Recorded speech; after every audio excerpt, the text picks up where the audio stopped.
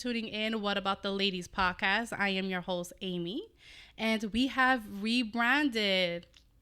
I'm super excited on this new journey, this new adventure that I am just going. I'm just marching right through it. That's right. Now, I do want to say that with the new episodes, it will still be every Tuesday.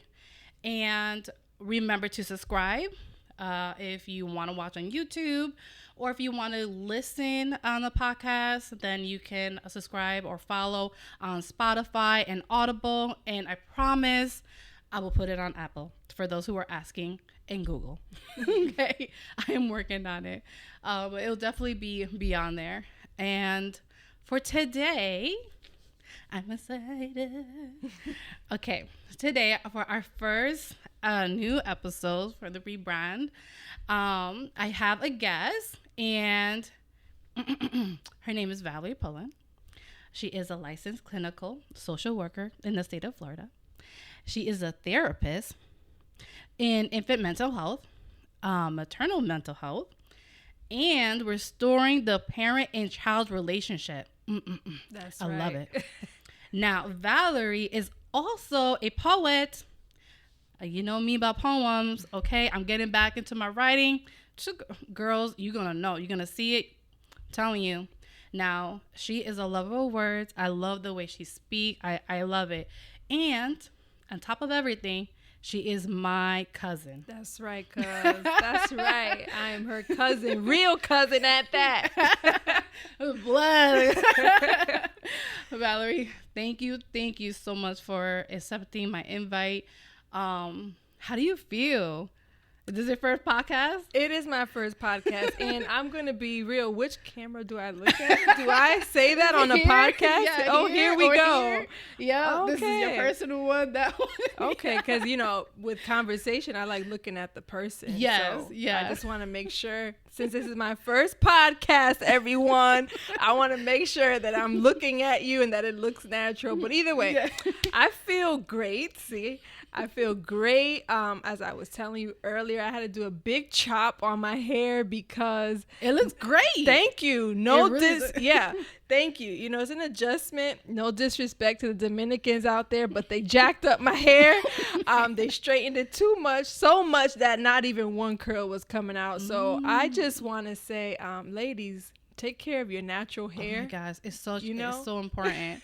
I used to flatten out my hair a lot with Jessica. Jessica's my sister, and it was to the point where there was no curl, there was no life, and I was like, I don't want that. I grew up, okay, I was born with curly hair. I'm just gonna embrace, and at some point in my adult life, I started to love my curly hair. Yes, and so I started investing in products just for curly hair, even shampoo.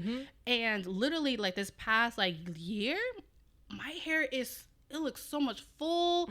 It's so bouncy. I love it. And then I'm now introducing it to Mia Bella, and she started using it. And now that JC's growing back his hair, okay, JC's my husband, okay, he started growing his hair at the top curly, and he started using my curly product. I was like, bro, girl, this ain't cheap. It really is. I said, you guys need to get your own stuff. But I brought her own kind of stuff for her because I feel like the adult ones there's just too much chemicals. So I bought something more for her hair. So it doesn't give her any dryness or anything in the hair. I mean, it doesn't really, but I was just like, let me just give you something that's more appropriate for your age. Yeah. And I'm like, you have your own, but even that, they still use my stuff. And I'm just like, bro. It's the same way. I mean, my husband Terrence has straight hair, and he still uses my Echo Style gel. I'm not really sure why. What do you need it for? I don't know. I don't know why. It's one of those things that they just want to use everything, deodorant, lotion, the list goes on. Dude. Floss. Yes. It's like, whatever's mommy's, I've got to use it. I'm just like, why? Even today, I needed hairspray. I'm just like, guys, I told you, what's going on today. Where's my hairspray? I need my hairspray at least a little bit. They don't put it back. It's hot. Yeah. It's going to get frizzy. It's going to just go everywhere. Like, you know, and it actually helps with my frizzy curly hair. And it doesn't give you, you know, like some hairspray, they like turn a little bit white. It doesn't. Wow. And I'm using a little bit only. I mean, I would say like a quarter drop or 2 quarter drops in my hair of the gel. And it lasts almost like pretty much the whole week. It's curly and bouncy the whole week. I don't feel itchy on my scalp or nothing. That's great. And I'm just like, yo, this is the best product I've ever used. Can we shout out products on podcasts, or is that I don't know. Yeah, it was actually, I think it's Pantene. Pantene. Yeah. Okay. And I'm just like, okay, Pantene stepping up with the curls. That's what I'm talking about. All the curl, wavy and everything. It's so great. It's not thick or anything. It's not sticky. It's just, I don't know. Well, that's great. I love it. I love it. Yeah. So I'm embracing these curls. It is shorter than I'm used to, but it's healthy. Yes. And I could not stand getting out the shower, you know, washing it, and it's just limp. Like, what happened there? So the lady said, listen, you're going to have to chop it off. So I thank God for her. I've been traumatized. I know we're dealing with the subject of trauma, but let's talk about hair trauma. I have been traumatized with beauticians who don't know what they're doing. They don't. Sorry, but it's true. And so I thank God for the woman that did my hair today. And we were there worshiping God together at that. So cool. I was like, yes, Lord. Oh, man, that's I the was win. there. I was just like, she's doing her hair right now. Come on, let's go. Yes. It was needed. But that's good. No, it's definitely needed. I think it's very important to take care of yourself. I mean, it's just so important because it's like if you don't take care of yourself, it's just, I don't know. I feel like not me, or that I can, you know, accomplish or even taking care of other things if I can't take care of myself first. Exactly. So, but anyways, question: did you get to see the Little Mermaid movie? I did not, and although in my heart I would like to see it because I love the Little Mermaid. And I'm not trying to knock Disney, but at this point in my life, I want to read the reviews before I go see anything by Disney at this time. There's a lot of messages that I'm not really comfortable with. So did you guys see it? I tried to, but they didn't have anything until like 10 o'clock at night. Okay. And I don't have any babysitters. So if I bring Lilo to the theater, it's not going to be a good situation. Yeah. At 10 o'clock at night. I hear you. So when you guys watch it, you let me know. And then I'll decide, because there's been a lot going on with movies. Yes. Targeting and especially our kids. Disney. I know. Which is why I was like, but I'm not going to go there. Yeah, me neither. But yeah, I know. So I'll wait to hear from someone to say if I have the green light. But yes, I would love to see it because I love the live versions of Disney movies. Me too. Really and then plus, like, Little Mermaid, I mean, is my favorite movie. Oh. It's like, I'm just like, what? They're doing it live? And the girl who's singing it, I'm like, she's so pretty and she has a beautiful voice. I was like, what? Oh my gosh. I was like, I want to see it. I'm like, what? And I've been bugging JC for real. And he tried to get tickets and stuff like that. I'm like, no, we're going to have to do it like the first one in the morning where hopefully there's not a lot of people just in case Lyric decides to act up. Yeah. And isn't it Melissa McCarthy playing... What's the lady's name? Ursula. And she's hilarious. Yes. So I was like, oh, she looks good. Oh my gosh. And then Walmart, they actually has her doll already. And I'm just like, geez, the movie just came out. Yes. But it actually looks good. You know, sometimes the toys, they don't look like the character. But it actually looks like them. And it looks good. I was like, yo, I'm gonna get my own Ursula doll. Yeah. So that's another reason why I'm like, oh, I want to see it. But again, so I'll wait for you guys to let me know because JC has let me know about other movies. And so I'm like, yeah, I'm not taking my kids. Yeah, so I'll let you know. All right. Are you ready for the summer? I know the kids just ended. Mia, she's done with school. I didn't let her go to the other days because they were just going to be cleaning and the teacher was not even going to be there. So I'm just like, what are you going to be doing? She's like, I'm just going to be cleaning. I'm like, I'm not going to send you to school to help them clean. That's just weird. That's very weird. I'm even weirded out that a teacher would say your child will just come to clean. Like, what in the world are we doing? That's what they were doing. They were having bags and bringing bags of like papers and stuff like that. I'm like, don't bring that here. I don't want your trash from school. I don't want it. Do you need it for 4th grade? And she's like, no. Then get rid of it. You already used it. You don't need it. Wow. If it's something that you can use it or still use it or learn from it or reread it again or something, fine. You can bring the books and stuff like that. But other school stuff you already did, just throw it out. I don't want the garbage. Don't bring your garbage over here. Leave your garbage over there at the school. Yeah. That's very weird. Summertime. So here's the thing, cuz every year when income tax comes, I say, I'm going to save a chunk so that my kids can go to summer camp. It never happens, okay? So every time May comes around and there's no money to send them to summer camp. So Ava's not going anywhere. No. Luckily, I get to work from home. So we're going to do a little bit of Mommy's going to be working from the computer. And when I'm done, we get to do fun things. Yes. Terrence, on the other hand, I found a camp created for teenagers. Oh, that's nice. Yes. That's nice. I'm so excited. It's free, but most importantly, I'm excited because that's what he loves to do. And I'm all about people finding their passion and their tribe. He's not into sports like other boys. And so this camp is actually just writers and dancers and painters. Nice. Yeah. What? And I went there the other day, and this boy was talking about the Holy Spirit. I said, yes, this is where my son needs to be. And so God knows everything. So, yes, that's where Terrence is going to be. Ava, that's good. She's going to have to just rock it out with Mommy. She could come down. So we're deciding to go different places. Like one day for Aquatica, one day for SeaWorld. Especially more on the weekends, we go and drive out somewhere. Like finally, I don't know why, we went to Clearwater many years ago with some, I can remember who, but I didn't have the best experience, so I never went back. And everybody's always talking about Clearwater, especially, Jacqueline and Felix, they always go over there. I'm just like, well, what is it that's great over there? Because I'm telling you, my experience last time that I went, I mean, there was nothing there. So I was like, what's good about it? I don't see nothing. To the beach? It was to the beach. Oh. And I was just like, okay, yeah, it's clear water, it's beautiful, but what else? Like, why would you want to come here? I didn't get it. And so when we went last time for Mother's Day or Mother's Day weekend, it was a total different experience. I think we must have been maybe on the wrong side, or maybe we were in the ghetto. More than one beach. Yeah, it was still clear water, but I guess we were more in the downtown area. Oh, okay. I don't know. But wherever we were before, it was totally different than when we went for Mother's Day weekend. I mean, there was music. I saw people. People on the beach and everything, and then all the little shops and everything. I like to go to like new places, new shops, and see what they have and everything. So it was very cool.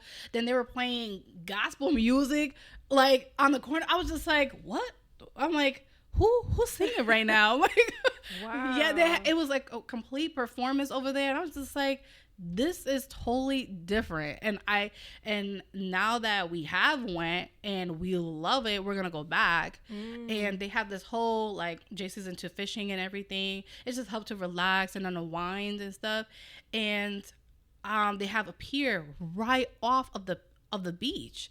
And nice. It's only a couple dollars, whatever, and you just go and you're just fishing. Or while he fish, I could just sit in the sand, with the kids. I'm like, yeah, I've never been, but I hear good things about that area. Dude. Yeah. So we're going to go there, and then I'm going to go back home to Connecticut, which is, I going to really, really enjoy it this time and take me and Bella with me. So that's going to be fun because she hasn't been there for many years, and haven't I, since she was like maybe 3 or 4 years old. and take her to New York, and like the first time being in New York, you know, seeing the bright lights, going to Broadway and stuff like that. So I'm just so excited, and going to Block Island. Yes. Yo, I'm like so excited. Yeah. Like, I was excited when I went in April. Yeah. I really was, to be with the family. And now that there's a direct flight to Connecticut from Florida. Yes. I was like, oh, I can do this like all the time, whenever I want. Just a weekend. It was just so great to be with the family, the cousins, like how we grew up. It's like, wow, we got to do this more often for sure. Yes. Now with the flight, I mean, Jessica told me about it and everything. I was like, book my flight, and I was like, okay. Okay, here we go. Yeah. And you know, our kids don't have the experience we had with all the hundreds of cousins.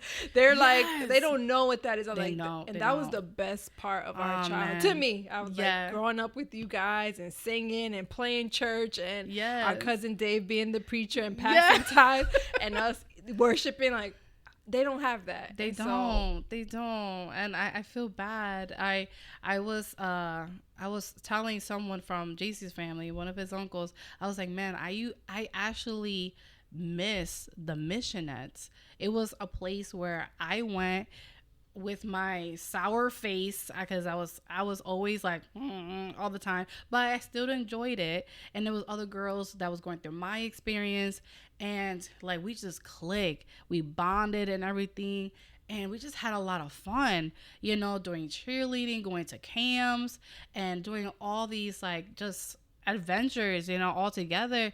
And I'm like, man, I have not found a church that does that here. And then his uncle was just like, oh, I know who still does missionaries. I was like, who still does missionaries here in Florida that I know, that's near me? And it was cousin Debbie. And I'm just like, okay. So me and Bella went one night when they had missionaries, and she loved it. Loved it. The only sucky part is that it's on Thursdays, and I work until 9:00 at night. So I feel bad that she hasn't been back since, because she was going with her grandfather, JC's dad, but he's been in the hospital for a long time, and I just feel bad that she has not been back. And it's just like, it just sucks, you know, because okay, she finally found something that she likes and can experience what I experienced, you know. And I'm just like, how can I do that? How can I get there, bring her there? You know, I can't just have her just go with somebody she doesn't know. You know, I don't know them like that, right? Or know anybody in the church like that yet. You know, so I'm just like, I feel bad, you know. But I mean, once I figure it out, she's gonna love it. She's gonna love it. The whole journey. I mean, it's just, I don't know if you were a missionist, but it was a lot of fun. Because remember, even though we both grew up in church, I think by the time I was already in my I grew up with the Pentecostal, but then we transitioned to a predominantly white church. Or what it's called, Living Word at that time. Yeah, and they don't have those things. So my sister and I, we were not involved in missionettes, or what was the one for the boys, Royal Rangers. Yeah, that was more. Yeah, we didn't have that, but we still had our youth group and stuff like that. I still remember the youth group. It was like a, what was it? It was they did kind of like a dance thing. At one point, I remember, I don't know, being it for like a little bit. Yes, and to Mary Shackles. Yes! And that's funny that you bring that up. Weird. It was just posted to my Facebook page. Yes! Someone found it. Like, the video? The video, yes! Yes, of me singing it. I was like, oh my gosh, Shackles! Oh my god! Yes, and I still remember the dance. It's on the page. Someone posted. It was like, remember this? Wait, on Instagram? On Facebook. Okay, yes. Okay. I gotta check it out. Check it out. So funny. What? You see me like talking. I was like, wow, you got a little like hood accent there, Valerie. I didn't even know until I heard myself there. So, but yes, good times, man. Good times. Yes. I just want to bring, you know, not all of it back, but some of it, the good parts back. You know. Amen. Not all. The good parts. Yes. So that they can experience it. Yes, because it's so different. It's so different. It really so. is. But I wouldn't change it. I do love being in Florida. It's just completely different than how we grew up, for sure. Like, I mean, when I got married, I already knew I was going to leave Connecticut. I was just like, I'm done with the state. Yeah. I'm done. I've had too much trauma. There's too much. I mean, there's always challenges in life, and I understand that. But it was like, imagine looking everywhere you look, and you can't even be happy. So I'm just like, yeah, I need to go somewhere new. And I left. You left. I left. I'm sorry. I left everybody. Yeah. I can't. But it's okay. I needed it. It helped me with my trauma, at least my journey. And I mean, led me to be here, led me to have Mia Bella and Lyric and a better relationship with myself and in my marriage and everything. So I would do it all over again. Some people, they was just like, they would change certain things. No, I wouldn't change nothing because then I wouldn't have learned. Exactly. And I wouldn't like be better. And yeah. Yeah, I hear you. You can start preaching if you want. Like, go ahead. Same thing. I would not change living in Florida either. For us, it was like we were just coming to visit you guys just about every year. Yeah. And I remember the last time I was pregnant with Ava, and I still remember I was sitting on the toilet and weeping over Florida. And I remember I even text you or JC, and I was like, I'm sitting here crying. I don't want to be in Connecticut anymore. And a few months later, or either a year later, something like that. Yeah. That's when Terrence got the letter that he can be transferred to Florida. I was like, wow, God. So when you start weeping over a state, that's when you really know, like, it's time. It's time. Yeah. So. Oh, man. I didn't know I was going to be in Florida. I mean, I went straight to Tennessee and never visited Tennessee, never visited Florida. And I don't know. I just kind of just went with it. I mean, because for you probably would have been more difficult. You had the house and you had the kids already, or But I didn't have any kids yet, so it was more just like, okay, do you want to go here? We want to go back to Connecticut or go somewhere else? And his family was already here, so I was like, why not?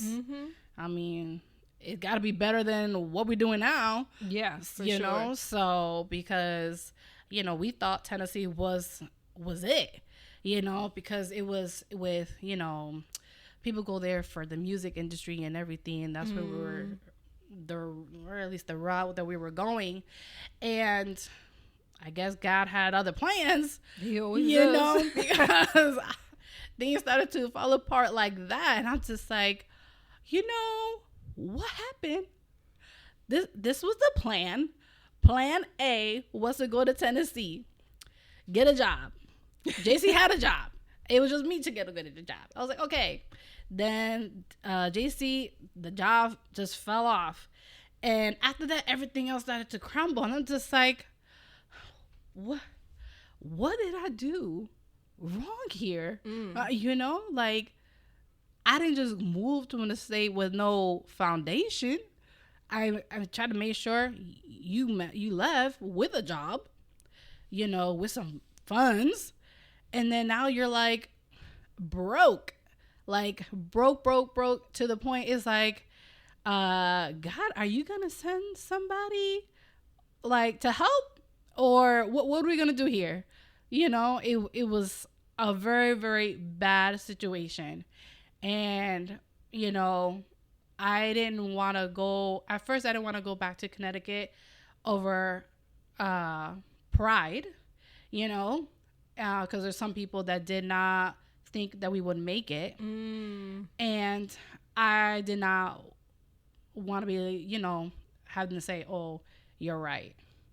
But I don't think it was about that at all. I think it was more of that's just not where God wanted us to be at that time. Exactly. You know, so, but you know, you're young. I was still young. I think it was what, in my 20s or something when I left. What do I know? I don't know. But and so now we can look at that in retrospect and be like, okay, now that you see where you are now in life and how things are just flourishing, your house, your children, your marriage, and all that, right? You can look at it and say, wow, no wonder God just didn't want me there. But oftentimes when we find ourselves in this crappy situation, instead of asking God, like, okay, God, well, what is it that you want? We start blaming him, like, you're supposed to bless me. And God is like, I done took your job. You're broke. Yeah. You're this. Like, let's start asking God, okay, well, what are you trying to tell me here? Instead of, well, I did this, God, and I did that. Because the mature mindset is, nevertheless, your will be done, right? Okay, if you tell me to move here or here or here or here, then that's what I'm going to do, because wherever his will is, that's where the blessing is, right? Yeah. And so for us, I told Terrence, I ain't moving nowhere unless you got a job. Yeah. And he came home with the letter. I know, but that's the thing. It's just like, but you had a job. Like, yeah. But we did what we had to do, you know? So when things like that happens, it's like, it I don't know, for me, it like puts you back in a way, you know, and makes you rethink about everything, you know, which sucks. You don't want to do that. You know, you don't want to doubt God. You know, you're not trying to doubt him, you know, but it's natural. It's just like, yo, like, what happened? Yeah. You know, but I don't know if you remember. So during that time, I mean, that moment was, for me, that was a very traumatic moment, because it was, I don't know if you remember that point where I went back to Connecticut because Jessica was pregnant with her first child, and she thought she was in labor.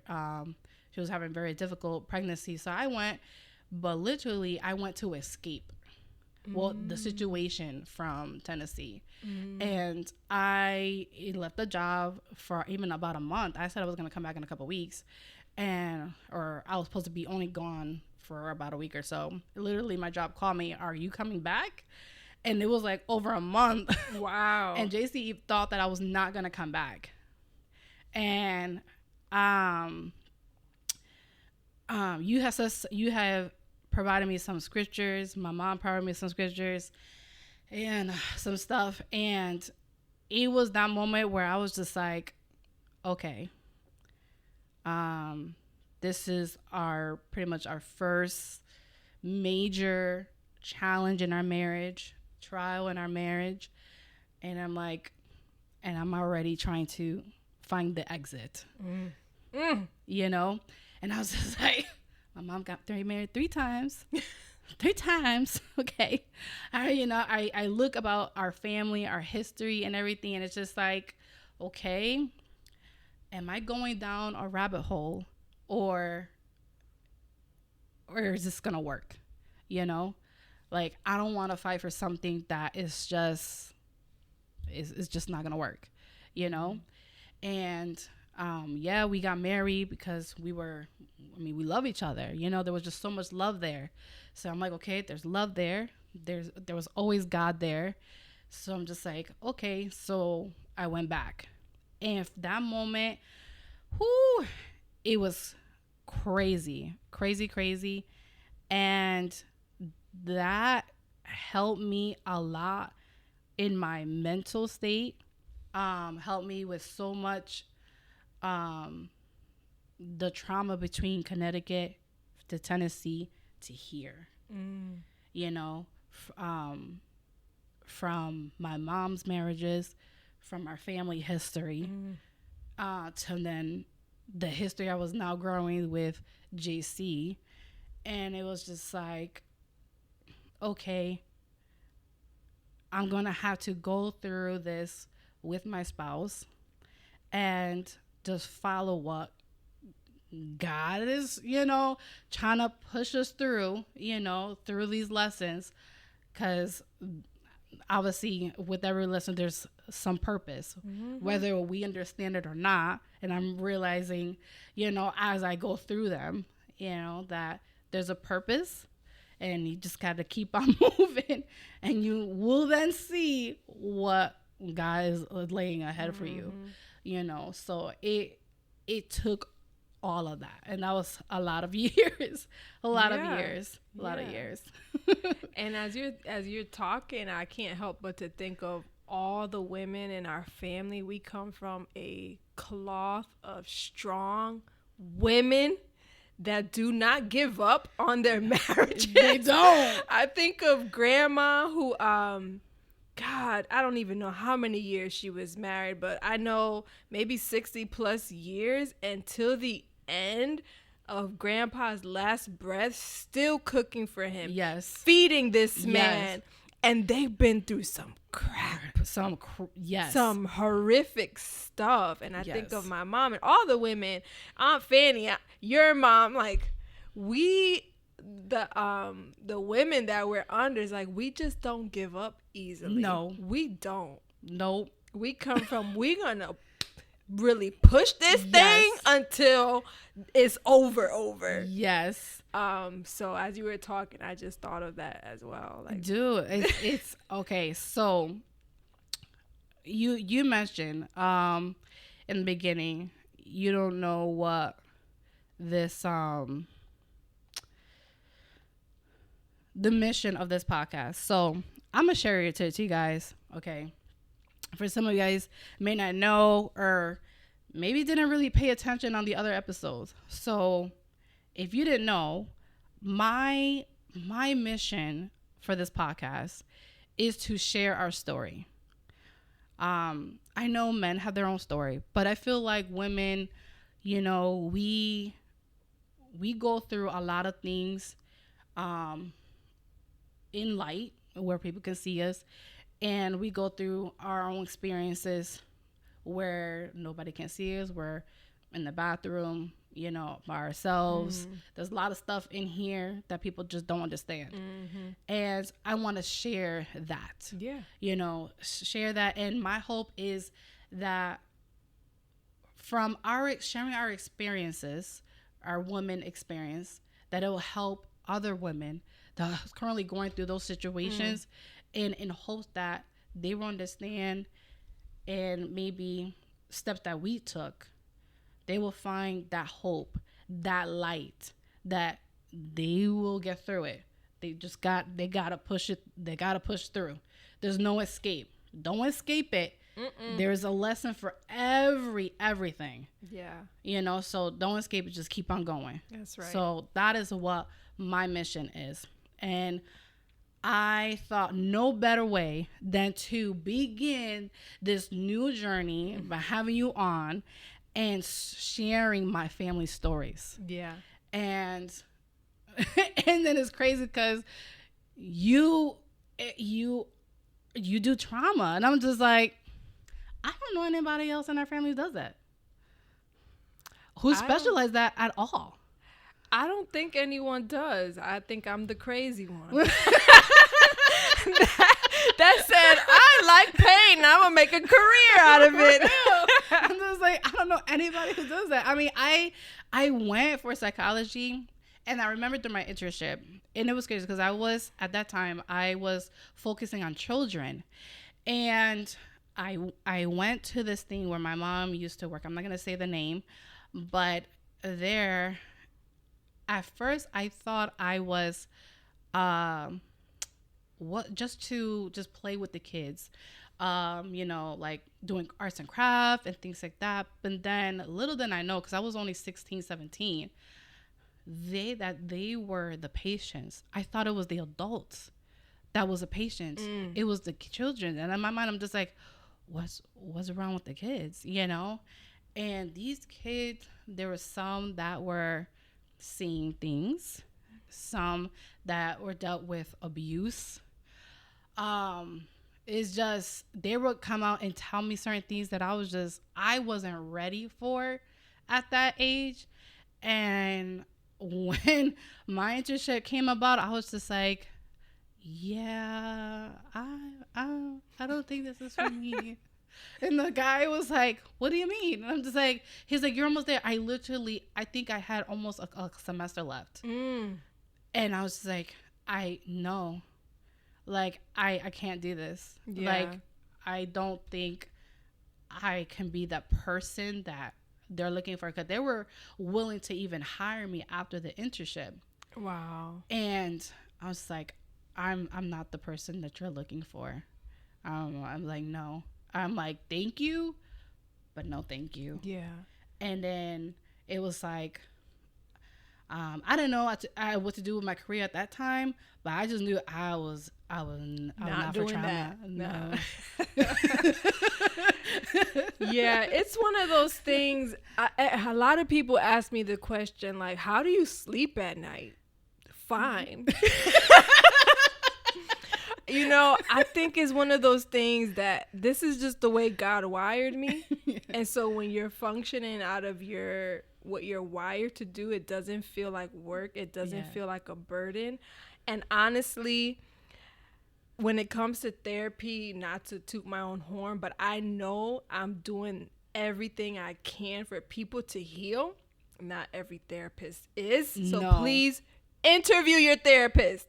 It annoys me when I go to places and people are just hiring therapists just so that they can meet numbers and make money and bill insurance, and they're not trained and they have no heart for people. No. Okay, so that's my little thing with therapy. But as for me, I love trauma because I've always loved to understand, why do people behave the way they do? Yes. Especially the mean ones, right? Especially the aggressive ones, or the ones with attitudes. And so the more and more I got trained, the more and more I realized trauma is like 99.9% of the reason why people are the way they are. Yeah. And so, like, it just... boom, light bulb, makes sense. Yeah. And so we're all walking around. I tell everyone, we all have like this fanny pack of trauma that we all have around our waist or carrying on our back. And that's why we are the way we are in the relationships, and how we treat our body and how we speak, whether we trust people or don't. And I don't know how far you want me to go, because I can keep on with that. But so when it comes to trauma, it is for me, because that's the way God wired me, to help people heal in the ugly, the ugly stuff. Yep. I understand that, because, all right, so you know, but they don't know, my dad died when I was 10. So they put me to therapy after, I think my mom was already married, and it was like, I think it was the seventh grade or sixth grade, going into middle school. And they put me into therapy afterwards because I got expelled. And I had gotten expelled because I brought, you know, with the nail, it was a nail filer. It really was. It was a nail filer. I remember that story. You know, in our family, everybody learns everything. So talk about it. But what they didn't know is that so there was a kid in my class that always was talking crap. Okay, I'm trying not to curse. So yes, I kind of, you know, I was upset, you know, and I went like that. But I'm not I would never hurt somebody with like a knife or an object. I probably would have punched him in his face or something, you know, but because I had that, they expelled me for it. And then so they put me in therapy and stuff like that afterwards, because I had just, you know, had a loss and everything. And I realize it now, and I'm gonna go forward and backward at the same time here. So when I went to therapy as a child, I think it was just about the numbers kind of thing, because legit after the therapy, after those 3 years or whatever the session that I was in, then we were brought together with other kids who was also, I guess, doing therapy and stuff like that in that school, and we were given a certificate. like as if we passed something. And then I'm just like, what the hell is this lady talking about? You know, in any of our sessions, I did not share nothing. I don't think the therapist learned anything of why I was upset, why I was an angry kid, you know, why I was acting out, or why I had that object in my hand. Did they even listen to anything that I was saying? No. I was a Hispanic child, okay, who had a father, who lost her father, and had an object in her hand. Mm-mm. Did anybody like put any little pieces together as to why I was acting out? No, why, like even in like the family or even in the church, or why I had stopped smiling, why I had stopped singing, I stopped going on the worship team. You know, I had stopped so many things. I stopped drawing. I stopped writing. I stopped doing a lot of things that I used to do. I mean, I literally had like, I was really not doing much, you know, and I don't think anybody was paying attention, you know, so not just the therapist, but like the teachers, and I was just passing through. That's what I felt. I was just passing through. Yeah. I want to hold space for that because that's a lot of people's story, especially in our culture. Because remember, again, the strong women, right? And then on top of that, Christian women. Yes. And then, so we have our family, we have that. And then we Hispanic women at that. So it's like, you're not supposed to grieve. You're not supposed to be sad. You're supposed to just keep on moving. Yes. And I'm sitting here listening to your story and I'm like, wow, I didn't even know all of this, right? Why? Because we don't talk about these things in our family. We just, yeah, you know, someone died and that's it. Like they went to heaven and, you know, yeah, you're good now. And I'm like, even after, I don't know if you know, like, so even everybody was in our house. And it was a little bit right after my father had died. And I was upstairs. And it was in West Haven on that blue house up the hill. And Jonito, he had made a comment in regards to my father.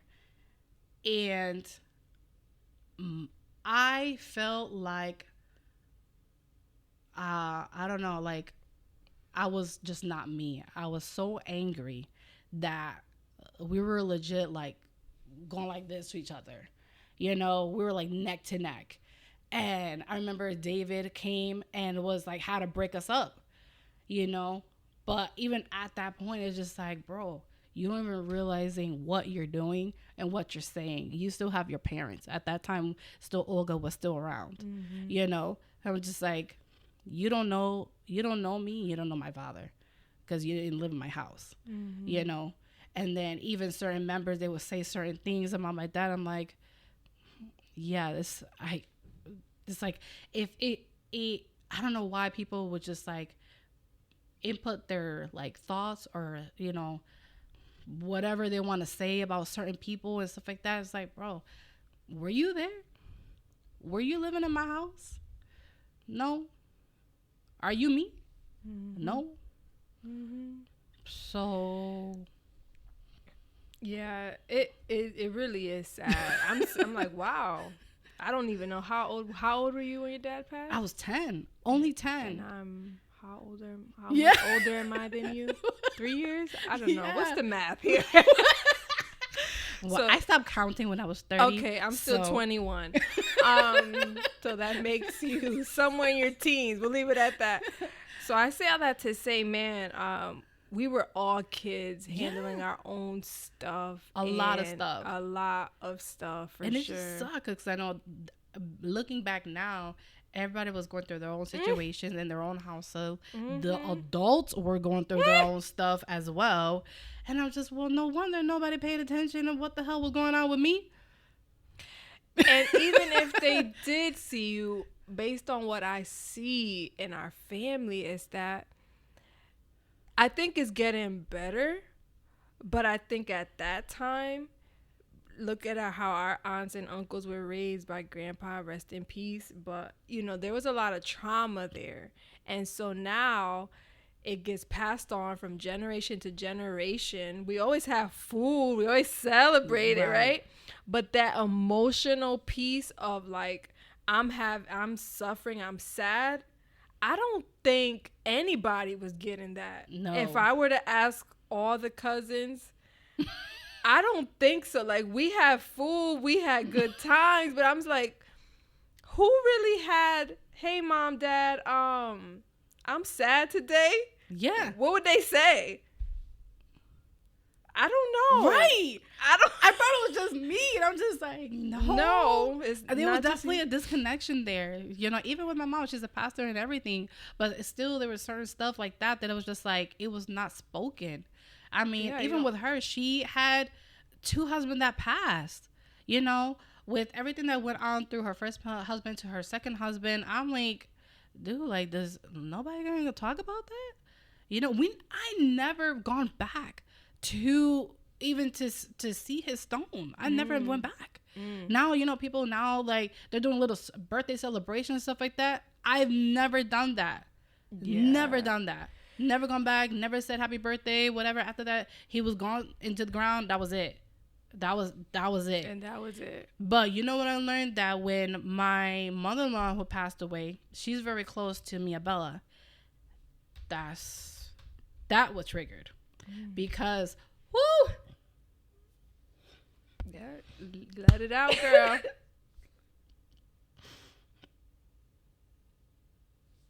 Okay. So, I didn't want her for that experience to trigger her the way it did to me. Mm-hmm. I was 10. She's only 8. Mm-hmm. To have that type of love, that type of bond,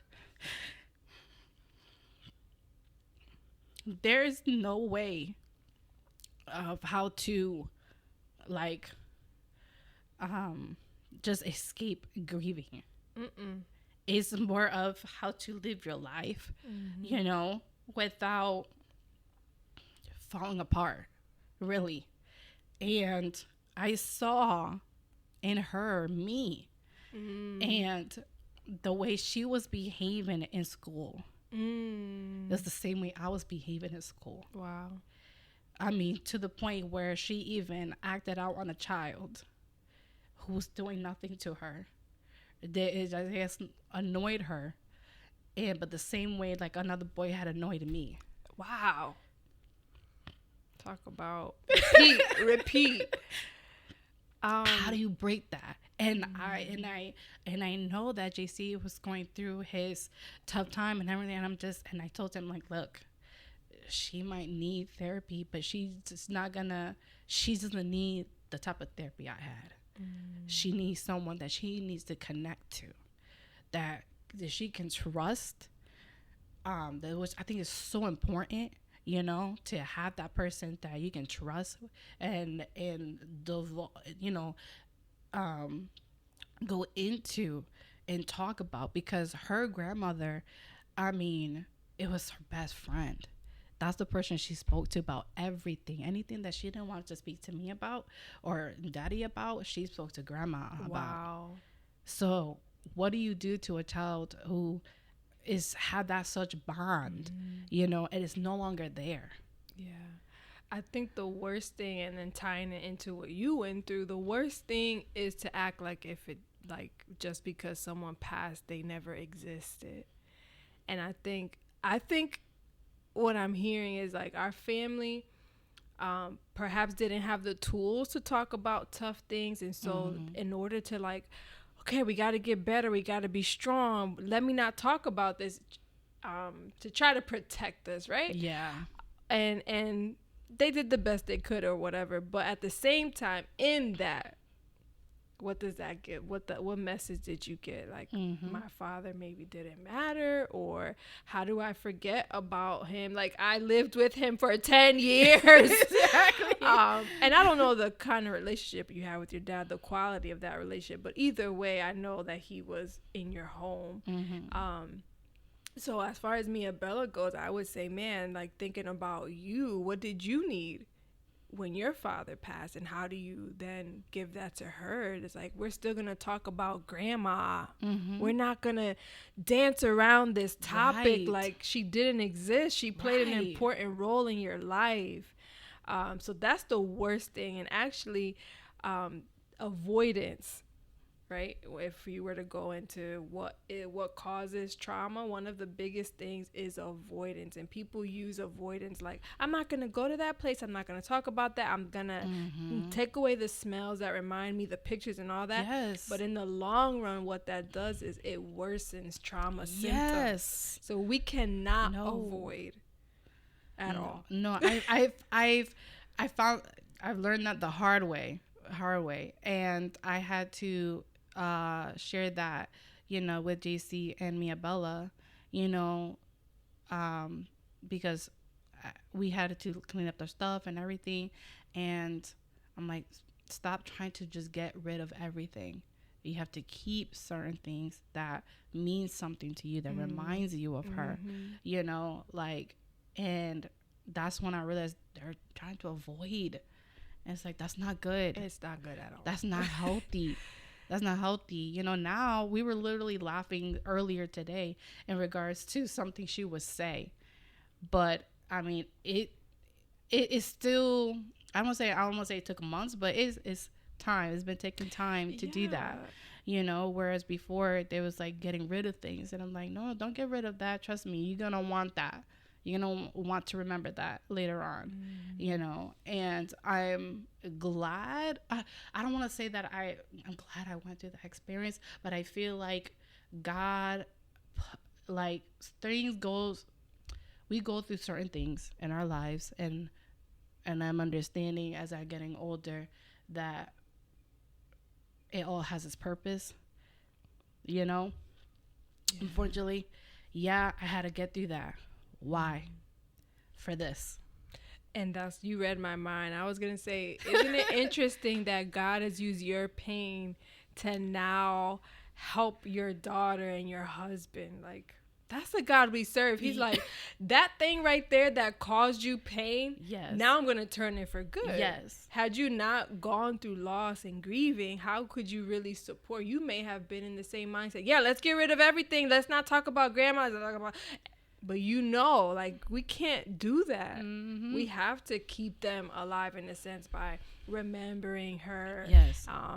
Enjoying the things that she used to like to do, right? Yep. So. Yep. Or not doing, like, some people, they go through grief and they go the other route, drinking, doing stuff. Yeah. So it was like, okay, making sure also they are being supportive to your spouse and your partner, and making sure they don't go down that route.